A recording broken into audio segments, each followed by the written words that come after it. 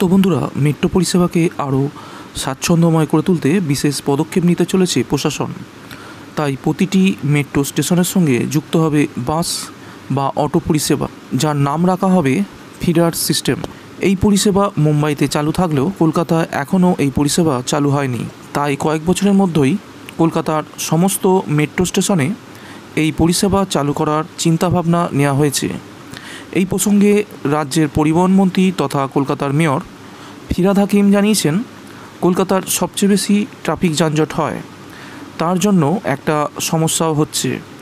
অনেক মানুষ কলকাতার বাইরে থেকে আসছেন, সেখানে মেট্রো হচ্ছে মূল যোগাযোগ ব্যবস্থা। তাই মেট্রোতে ফিডার সার্ভিস দেয়া হবে।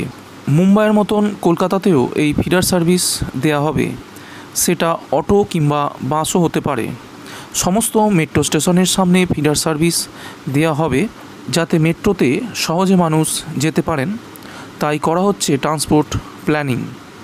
এই প্রসঙ্গে তিনি আরও জানিয়েছেন, ব্যারাকপুর থেকে ফিডার সার্ভিস থাকবে, কামারহাটির ভেতরের এলাকা দিয়ে ফিডার সার্ভিস থাকবে দক্ষিণেশ্বর পর্যন্ত।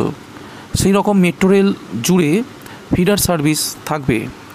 বাস বা অটো মারফত এই ফিডার পরিষেবা থাকবে।